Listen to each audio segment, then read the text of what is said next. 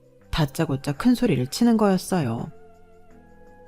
야, 네가 뭔데 내 새끼들 집에서 내치니? 어? 술 좀 마시고 노는 게 뭐 그리 대수라고. 애들이 그렇게 사회생활 하는 거지. 너는 사교성 없는 거 티내는 거야 뭐야? 애 아픈 게 내 새끼들 체면보다 중요해? 새벽 1시에 무작정 쳐들어와서 시끄럽게 하는 게 사회생활이에요? 그러다가 아파트에서 쫓겨나요. 그리고 애 아픈 게 중요하다뇨. 당연히 제일 중요하죠. 어른이 술 마시는 게 중요한가요? 채린이 어머니 손녀 아니에요? 내 손녀니까 말할 수 있는 거야. 애들이 아프기도 하고 다치기도 하면서 자라는 거지. 너처럼 그렇게 치마폭에 감싸서 어쩔 줄 모르고 키우면 잘 크는 줄 아니? 좀 막 놓고 키워. 아주 이게 우리 애들한테 뭐 하나라도 더 차려주지는 않고 대놓고 내쫓아? 너 한 번만 더 그래라. 네 잘난 언니도 망했는데 우리가 무서울 게 있는 줄 알아? 아, 예. 집안에 돈 버는 사람이 있어야만 무서운 건가요? 왜 이러세요? 저희 엄마 아빠도 어머니랑 아버님보다는 돈 많아요. 그럼 돈 가지고 한번 해볼까요? 그렇게 어머니 아들 딸 노는 게 좋으면 어머니가 판 깔아주세요. 맥주랑 안주도 사 놓으시고요. 그날 이후로 저와 시댁 그리고 남편 사이는 틀어져 버렸어요. 남편은 이제 친정 부모님 생신이나 명절에도 전화조차 안 하는 사람이 됐고요. 설마 부모님 생신까지 안 챙길까 했는데 엄마 생신에 이어 아빠 생신까지 아예 모르는 척 하는데 진짜 이가 갈리더라고요. 제가 남편이 바쁘다고 대신 전해달랬다고 대충 둘러댔지만 엄마는 뭔가 이상한 걸 느끼신 것 같았어요. 니네 별일 없냐? 괜찮은 거 맞아? 괜찮아. 혹시라도 무슨 일 생기면 그때는 내가 먼저 말할게. 그때 저도 제가 왜 그렇게 말했는지 모르지만 아마 앞날을 예상했던 것 같아요. 제가 남편하고 헤어질 것 같다는 거요. 솔직히 저렇게 사람이 변했는데 그런 사람을 믿고 어떻게 살겠어요. 언니는 몇 달 후 미국에서 좋은 결과를 받았고 다시 투자와 모든 길이 뚫렸어요. 그러면서 제가 빌려줬던 돈에 1,000만 원을 더 보내줬더라고요. 윤미야, 진짜 너무 고마웠어. 네가 얼마나 큰 힘이 됐는지 몰라. 돈보다도 네가 해준 말들이 더 힘이 많이 됐어. 고맙다. 그렇게 언니는 다시 잘 해냈고 점차 안정을 찾아갔어요. 그런 언니를 보는 게 저도 너무 감격스러웠고요. 제가 조금이나마 도움이 됐다는 게 감개무량하더라고요. 그러던 차에 시누이가 재혼을 하겠다고 법석을 떨었어요. 저는 그러나 보다 했죠. 그런데 남자가 5살 연하의 피부과 의사라고 하더라고요. 그런 남자를 어떻게 만났나 제주도 좋다 생각만 했을 뿐 관심 자체를 갖지 않으려고 했어요. 아니, 신경 쓰고 싶지도 않았어요. 그런데 갑자기 시누이가 저를 시댁으로 부르더라고요. 그날따라 시부모님도 시누이도 아주 저한테 친절하게 잘하는 거였어요. 시누이는 전에 없이 저한테 팔짱까지 끼면서 부엌 일도 하지 말라며 지 옆에 앉으라는데 한마디로 쎄하더라고요. 이거 뭔가 있구나 싶었어요. 이 인간들이 저한테 잘해준다고 이제 제가 그걸 곧이곧대로 믿을 짬밥은 아니었으니까요. 울케, 나 결혼하는 거 알지? 그것도 피부과 의사랑. 우리 자기가 좀 어려서 그런지는 몰라도 이것저것 꾸미는 걸 되게 좋아한다? 서로 재혼이기는 해도 나는 좀 더 오래 살았고 걔는 딱 2달 살고 찢어졌거든. 그러니까 내가 좀 더 잘해야 된다는 게 그 집 입장이야. 그래서 말인데 우리 자기가 차도 바꾸고 싶대고 골프채도 새 거 갖고 싶대고 하고 싶은 게 참 많아. 집은 자기네 사는데 들어가면 되지만 가구니 식기니 해달라는 거는 내가 해야 되지 않겠어? 그러세요 그럼. 그러시면 되겠네요. 아, 그러니까 거기에 올케가 좀 보태줬으면 해. 우리 신혼여행 가서 쓸 거 선물하는 셈 치고 합쳐서 2억만 줘. 어? 2억이면 우리 언니가 그토록 저한테 절실하게 매달렸던 그 액수였어요. 회사를 어떻게든 유지해보겠다고 간절히 바랐던 그 돈이요. 그런데 그걸 그저 놀고 먹고 집안 치장하는 데 쓰겠다고 달라고 하네요. 기도 안 차서 쳐다만 보는데 시어머니가 나서더라고요. 얘, 너한테 시누이가 있고 또 있니? 하나밖에 없는 시누이 아니냐? 너 언니가 돈 갚아서 현금 갖고 있잖니? 남는 건 니네 아파트 대출이라도 받아. 야, 니네 아파트 지금 보니까 많이 올랐더라. 처음 들어갈 때는 3억 5천 하던 게 벌써 6억이야. 니네 다른 대출 받은 것도 없으니까 1억 정도는 그냥 나오지 않겠어? 그래, 올케. 거기다 올케가 가진 현금하고 딱 해서 2억 주면 되겠다. 저한테 맡겨놨어요?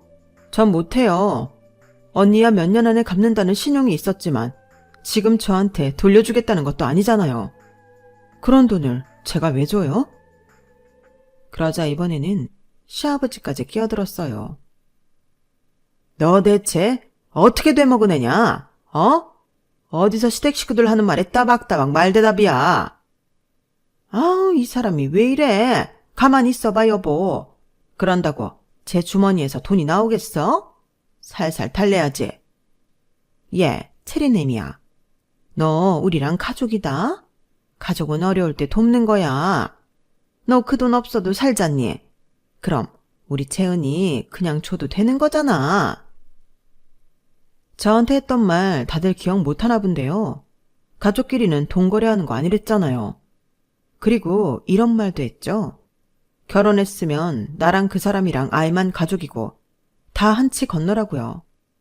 한치 건너인 신우가 하나면 어떻고 둘이면 뭐가 달라져요? 저는 그 돈 못 해주겠어요. 울케, 째째하게 굴지 마. 어차피 아파트 팔면 2억 5천은 거저 굴러들어오는 거잖아. 긴 말할 거 없이 이번 주 안으로 2억 나한테 보내. 형님 돈이에요? 제 돈이에요. 제가 왜 2억을 보내요?